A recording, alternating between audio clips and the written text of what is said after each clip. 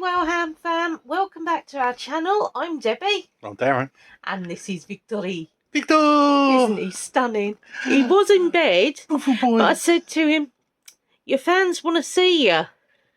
And he looked at Daddy, didn't you? You looked at your dada, and you looked at me, and he came lolloping forward and gave me a lovely wet kiss. Didn't you, mate? Yeah. So, how's everybody's week been? I've spent 2 days of it pretty much sleeping all day. But I'm enjoying my arts and crafts, and this is the only thing I will say with the bits is you can't force yourself to do bits that you want to do if you can't do it, if you know what I mean. Yeah. But yeah. And then you see if you want some food there. You've got an apple nibble on everything. God, spoiled. I know. He is spoiled, yeah. Very. Yeah. As I say, he may decide to be a pain in the bum, peeps, so we will wait and see. But yeah, welcome back to Fun Fact Friday. Yeah. Woo! I love my Fun Fact Fridays. We're a bit late recording today. We're actually recording on the actual Friday. Yeah. So I'm hoping you guys get to see this, no problem. Yeah. But we are cutting down a bit. We're only doing one Sherlock one as opposed to 2 of them this week. He'll alternate it between the 2 books, so one week it'll be easier than hard and so on. And because last week's one, less people look at it, but then again, it was over an hour long, so it's not surprising, really. We're sticking to our anagrams because I really like doing them. And word of the day, word of the week, even. Yes, word of the week.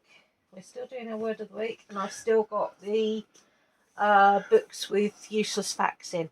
Yep. We're going to do the Fat Cats and Evil Eyes one again this week. Yeah. Right. So what's our name for no? Right.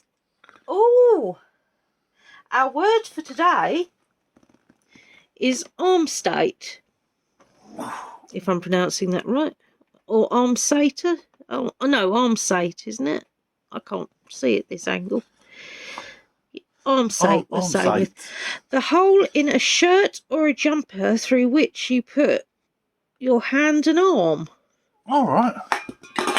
I'm just placing my arm through my arm sate. There you go. There's a way of using the word this week. I mean, I know they're not always useful, but how strange. I always think that, learn something new every day, and hey ho, can you stop pooing on me for 5 seconds? The answer is no, Mother, I can't. Right. Now, last week's Sherlock Holmes one. What? We'll do this bit quickly. It's just dedication. Okay. Which was a shop. What sort of shop was it? It was talking about clocks. Yes. Range a number of components from hourglasses with a myriad of sand grains down to the good old sundial. Grandfather clocks can be far larger than a man, while some truly minuscule hourglasses available. That was that one. Yeah, I guess clocks. Yeah. Straight away, actually. Yeah. I think probably more people did. No, because you start melting my finger after you start biting it. The only one who put a prize on this week was Lolly Ween. She put 3 on there just to make up for everyone else. We do love ourselves a lolly. I know Angela forgot about it because she put in another one about it. Talking of which, do you know you can actually get diabetic chubba chunks? Right. I was saying about lolly, and it led me to the sugar free. But yeah, sorry about that. Sorry, Lolly Ween, but that's just how my mind works. Right, we shall put a Victor back. Say bye, Vic. For the second Sherlock one, I've gone with Squires. I didn't work it out. I didn't sit and go through it like Darren did. Basically, what I did was I asked him to read out the names, and then I thought, medieval wedding, namely ours, and I thought, Squires goes best with that, so that's what I went for. Darren, on the other hand, knows exactly what everybody is just reading. Well, I say knows. I'm getting from what I've got, from what I've put. I'm hoping it is. Problem is, you go wrong once, and that's it with those puzzles. Yeah. Lolly Wayne's got, but how my head hurts. Yep. I think the novelist is Tompkins. I was going to go for Mr. Bun the Baker's son. I think this Mr. Tompkins is the one as well. I've also got Tompkins was a novelist, was reading the short stories. Archer was a poet who was reading history. Squires was a playwright who was reading poetry. Whiteley was the humorist, reading a play. Appleby was a historian, reading humour. Gardner was a short story writer, reading a novel. And they were sitting roughly there. Or the opposite way around, because you don't know what side they're sitting on. But yeah, so that's what I got on that. All right. Now, we shall find out. We shall find out if we're right. No, it would.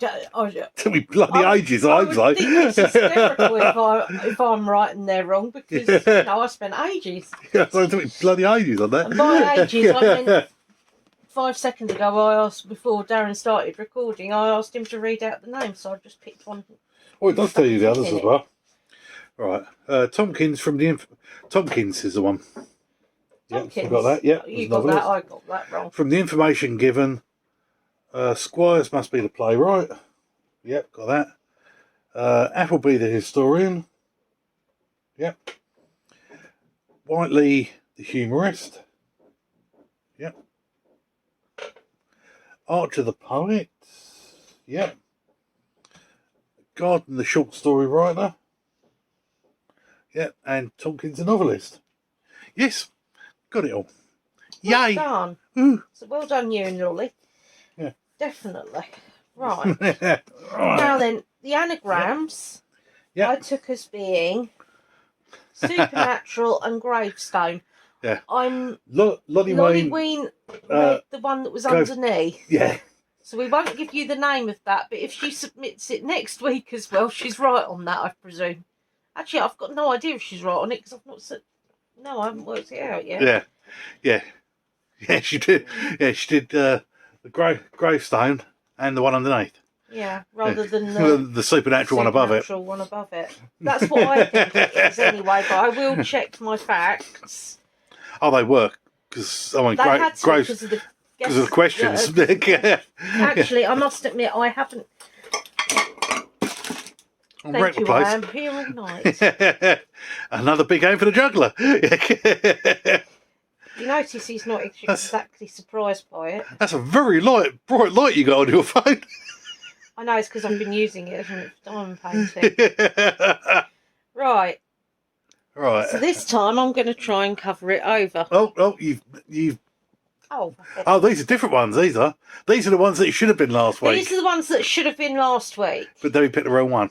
But I picked page 2 rather than page 1. Right. Right. So we have got Lunar Cod. It's going. Here we go. Lunar Cod, which is handy when cooking up a spell. And Fewer Owl. Fewer Owl. Look for these under a full moon. Now, yes. Okay. What I've done this week is different. I actually wrote it down in my book just beforehand, so I could. I wasn't going to work them out, but actually the clues gave me enough to work them both I've worked out what they both are anyway. Yeah. At least if I'm right, but yeah. Right. So what I want to do now is go to the answers for that one. Do you? No. No, you don't. I want to go to the answers for the other one. What other one? To tell you whether I'm right or not. Oh, right. On the one before. Supernatural and gravestone. So, anybody that guessed that was right. Yeah. I am going to think of a different way of doing this because I thought I was being all clever and everything, but it really isn't working. And, you know, it's just one of those things. Right. So you have got for us a Sherlock puzzle. So remember, we're just doing the one Sherlock puzzle now. Yeah. Right. This one is called Loggers. Loggers. Loggers. Loggers. Right. In Sussex, yay! You're easily pleased. Yeah. Holmes and I ran into a pair of woodcutters named Doug and Dave.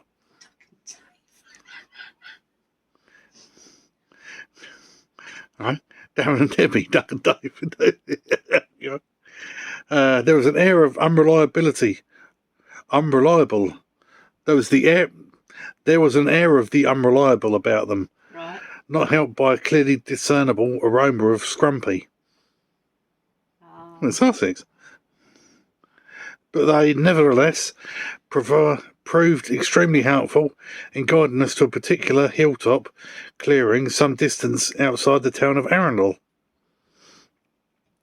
A shadowy group have been counterfeiting sorceries of a possibly medieval kind, and all sorts of nastiness had ensued. The adventure of the Black Alchemist is not one that I would feel comfortable recounting, and if my life never drags me back to Canterbury Ring, I shall be a happy man. Why not? It's quite nice at Canterbury Ring. But there is still some instructive material here. Whilst we were ascending our hill, Doug and Dave made conversation by telling us about their trade. According to these worthies, working together, they were able to saw 600 cubic feet of wood into large logs over the course of the day, or split as much as 900 cubic feet of logs into chunks of firewood. Holmes immediately suggested that they saw as much wood in the first part of the day as they would need in order to finish splitting it at the end of the day. It naturally fell to me to calculate precisely how much wood that would be. Can you find the answer? Oh, that isn't a very nice one, is it? That's mathematics, that is. I work for accounts as well as being a nanny. Yeah. I know 1 apple plus 2 apples counts as 3 apples. There you go. There's my mathematics for the day. No, I don't know. I've got no clue. And yeah, that's just... I mean, it's a wonder actually that maths teachers don't use this sort of... They do.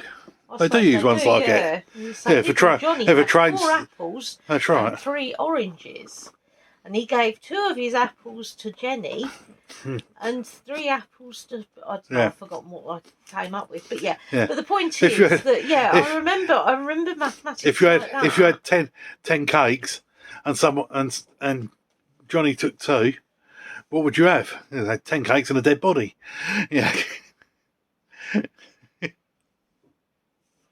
Oh dear. Right, now then. Black cats and evil eyes. Again, we're going for the old-fashioned superstitions. I really love this book, and it sort of goes in more so with us than anything else does, really. Yeah. But I love the other books as well, don't get me wrong. But, you know. Spilling salt. Now, I think I know more or less about this, so I know different things about salt. Hang on, let me just check. That's not too bad. Until relatively recently, salt was one of the most precious commodities known to man. The location of the salt mines determined where cities would flourish. Salt routes paved the way for later trade routes, and before refrigeration, curing with salt was the primary method by which food could be preserved. So lives depended on it.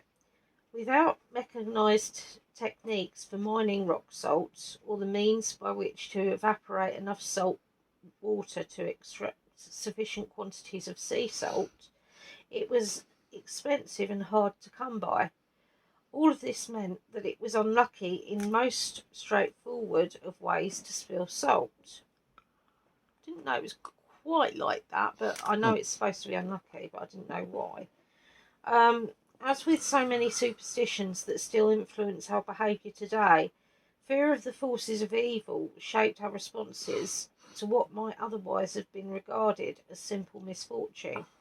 Salt was used in Greek and Roman religious ceremonies, and is still used to make holy water in a Catholic church. I did not know that. So spilling it was seen as an act of the devil.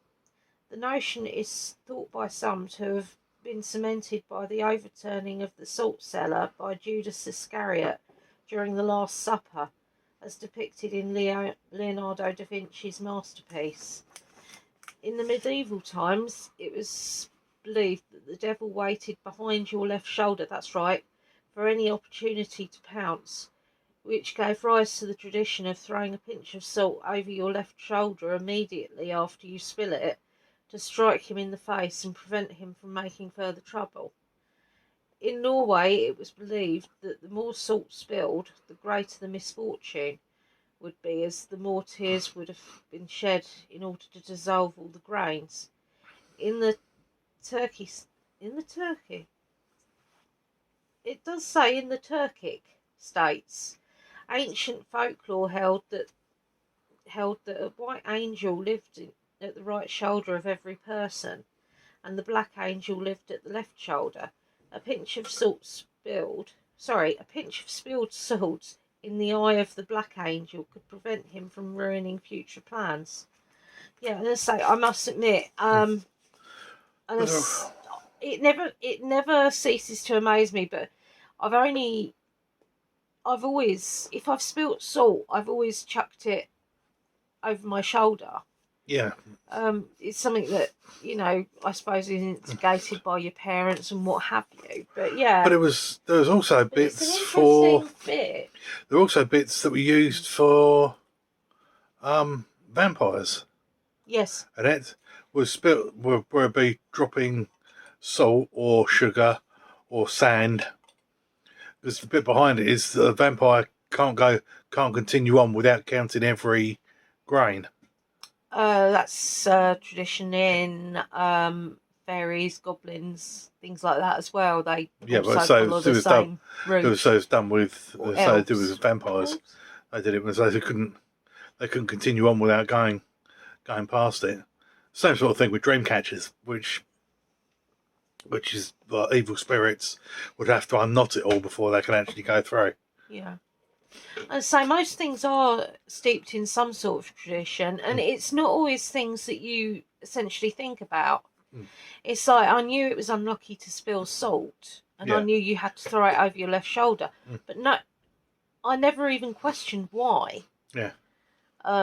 So, it was just one of those things that was done. So I think there's a lot of things when you're growing up, especially. Well, it's passed on, isn't it? You don't really, this is it. You don't actually question. You just do. Yeah. It's just part of,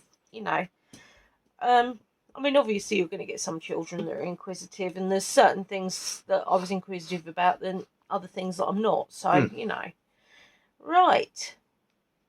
So, that's insulting. Hey. I know, it's terrible. Couldn't resist. Have we any questions this week? We have got one, or sort of two. It's from Lullyween. Obviously, as I said, Lullyween was the only one actually responded this week.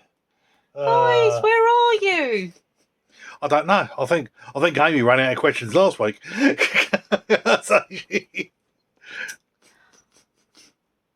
Mind you, she was good. She was. I know she's been on because I've said that she joined the new page, so I know that she's been on a little bit. We have got. Where have we gone? Right. Do you believe in ghosts? Yes. Well, whatever that means for you. And have you seen one or had any strange, spooky experiences? I haven't seen one. I've seen a lot. I haven't seen anything visible. You know what I mean? You felt things. I feel things, but I see things out the corner of my eye usually, which we usually isn't do that unusual. You see a lot of hamsters, mind you. Usually I get out the corner of my eye. Yeah. Crikey, this is a loaded one.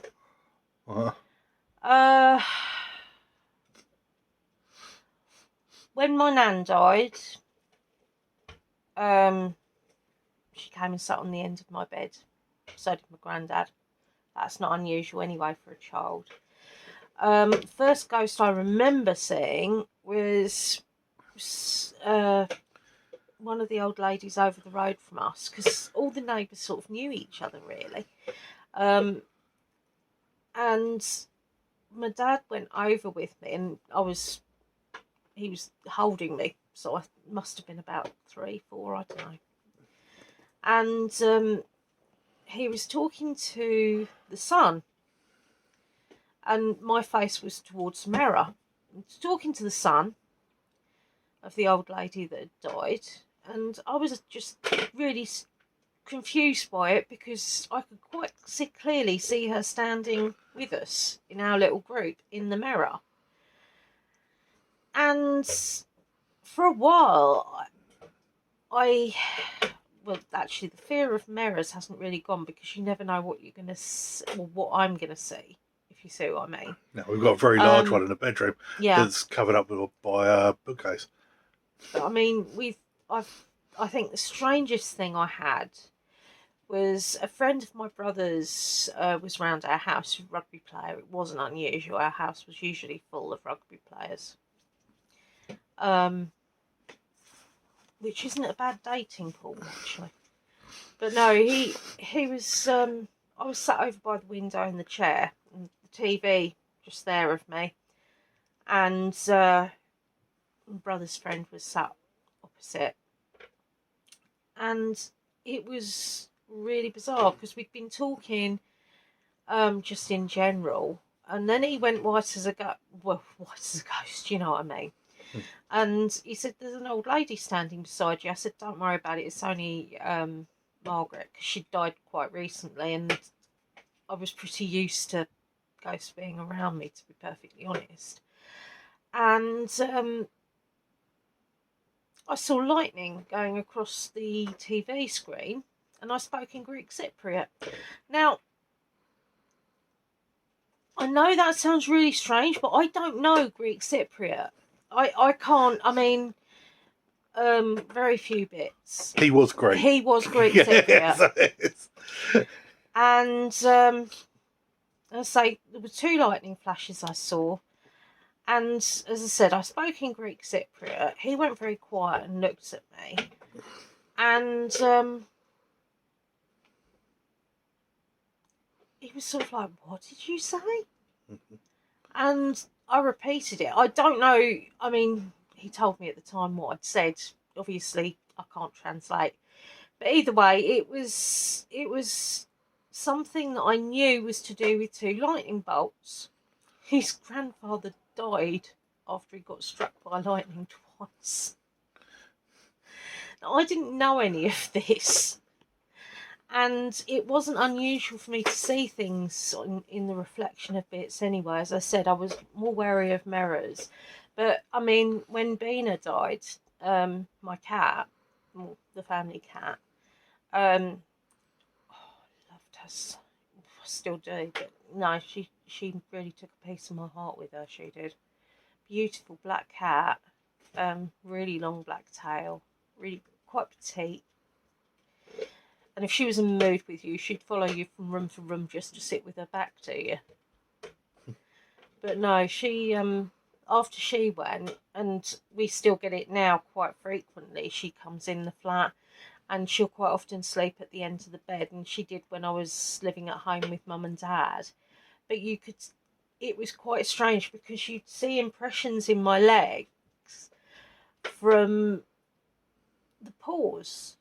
And I could see her as clearly as if she was really there in the reflection of the TV. So it just didn't bother me.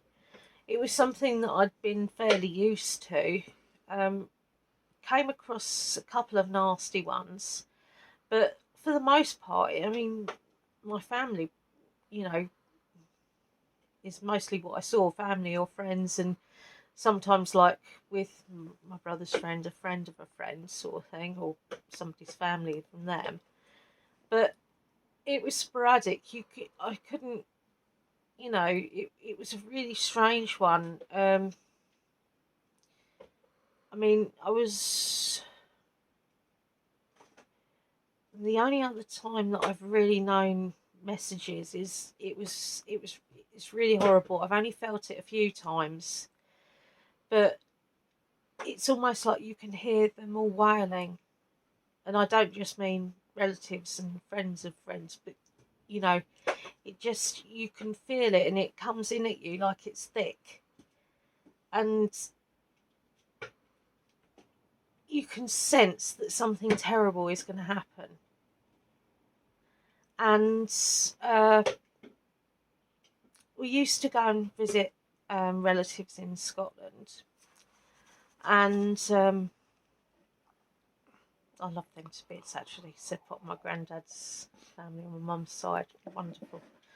And my I don't know whether you call him cousin, uncle, I don't know really. His cousin. Cousin.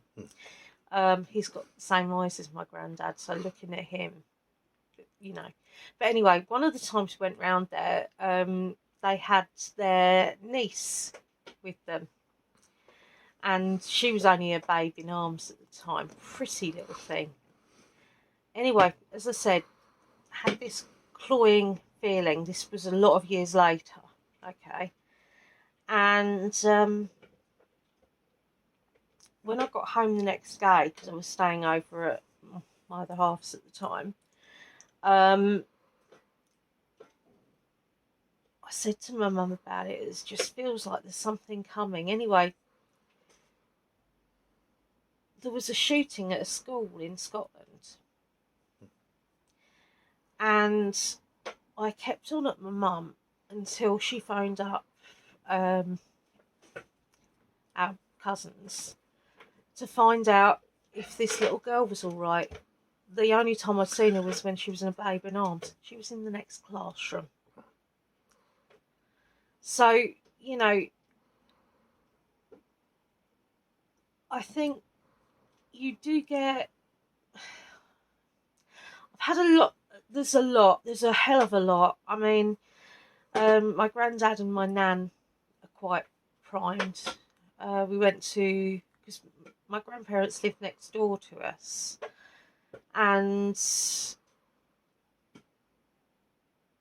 when my mum went back to work for part-time, I'd be round at my nan's. This is like when I was a baby. And when my brother came along, he was so much of a handful. I was really easy, but he was so much of a handful as a baby. You couldn't leave him for 5 seconds. You know, he'd be up on the mantelpiece before you know it. Anyway, I had an incredible bond with my nan and my granddad, because they were like secondary parents, because it was, you know. And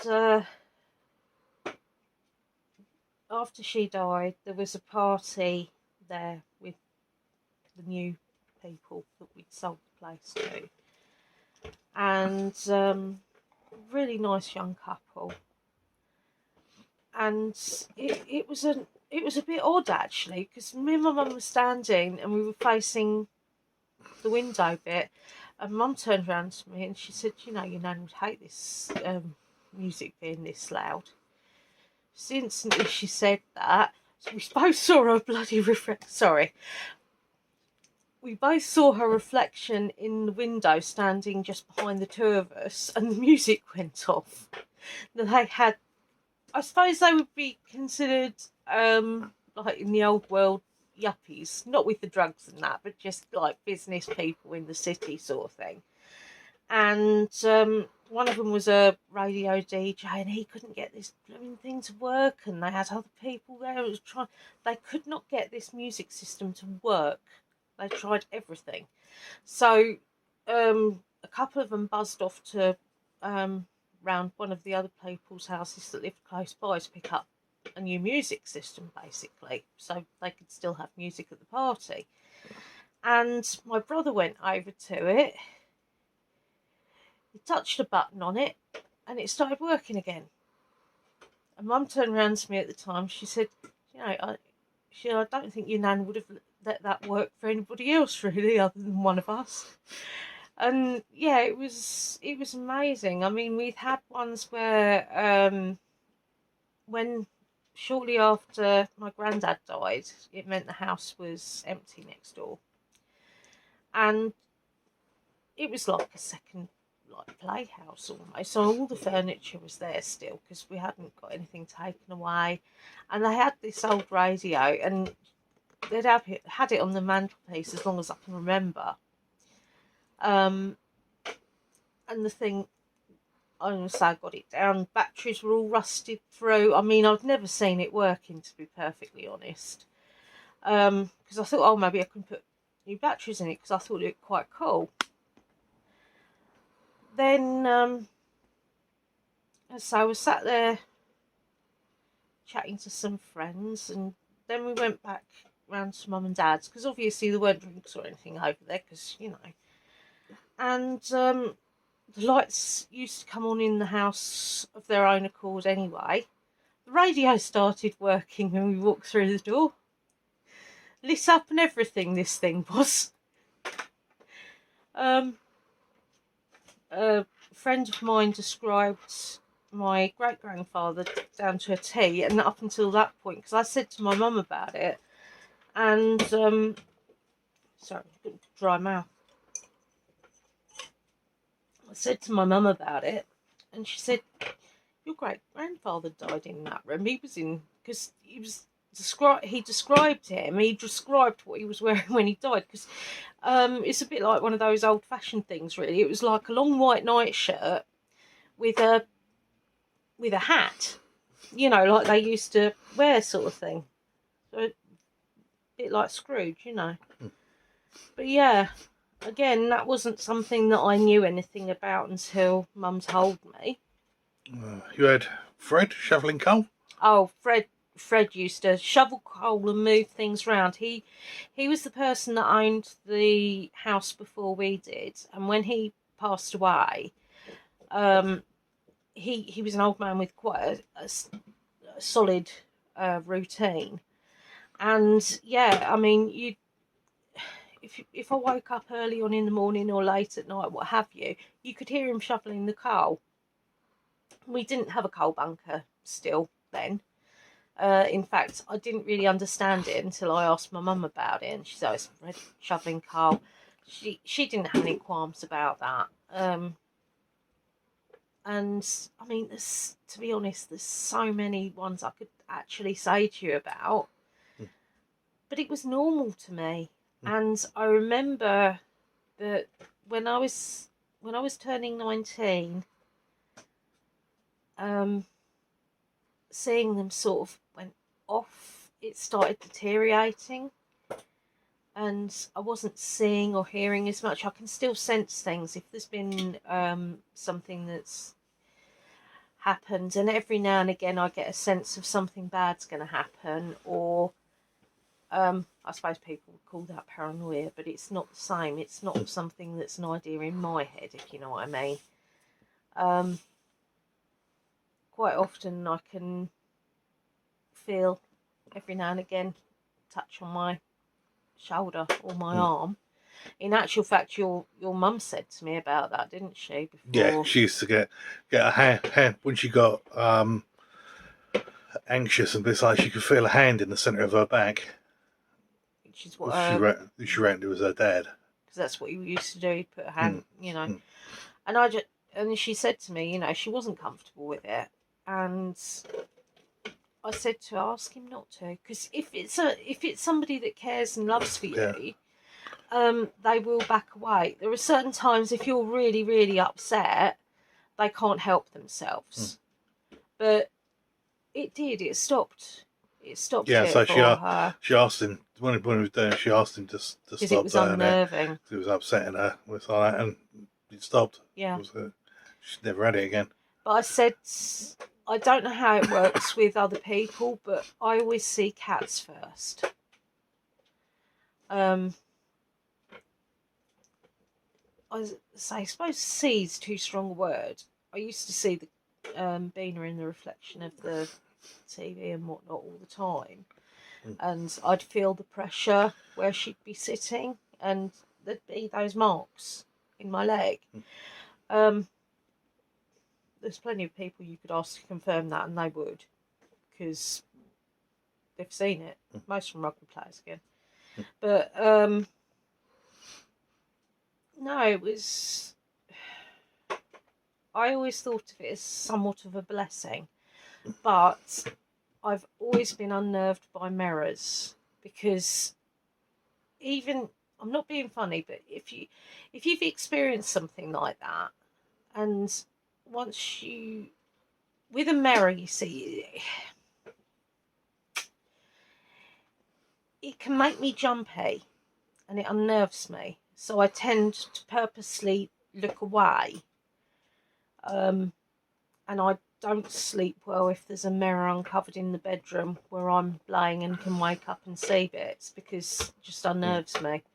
But no, Bina quite frequently climbs on the bed and goes to sleep with us. I can feel the pressure exactly where she is, around my feet or around the side of me or what have you, like she's there.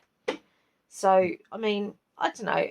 Everybody has their own belief system, but yes, I do, because I've experienced it to such a large extent that, you know.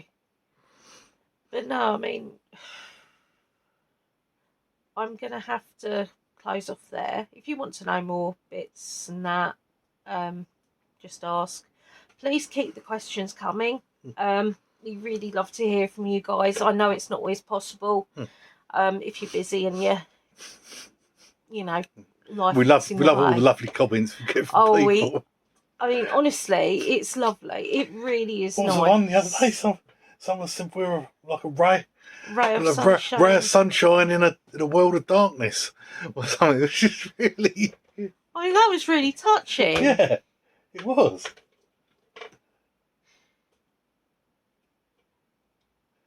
So but we know we get some absolutely gorgeous comments from you guys, and I really appreciate it.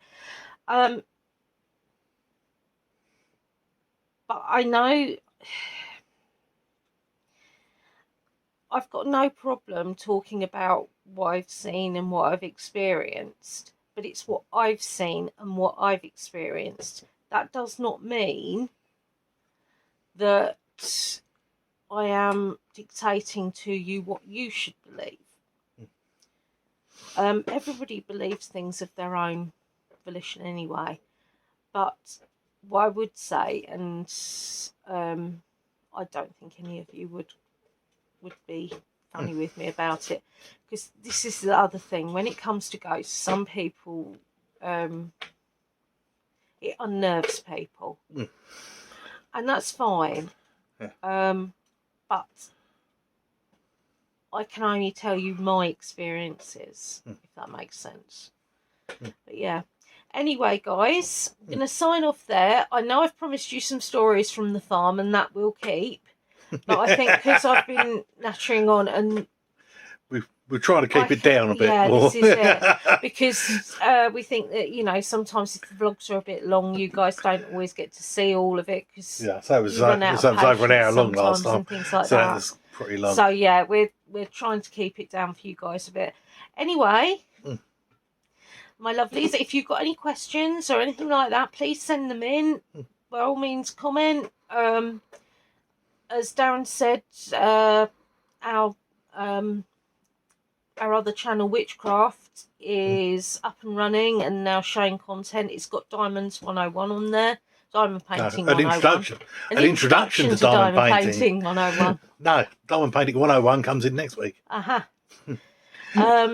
so, yeah, I mean, Darren's controlling how often the bits go on there. And obviously, we've got a backup of stuff by all means. But the problem is, you see, that if I've got about 4 or 5 projects open as well that you're doing. Well, not only that. Well, the thing is, with diamond painting, because I'm actually currently working on a 30 by 40, that can take me a good solid week if I'm working on it 24/7 sort of thing. Well, not 24/7, but you know. And I'm just not able to do that. So it's obviously taking me longer. Plus, I'm trying to find something that will hold it in the right place. because as I've explained to you guys, actually you might be able to help with this.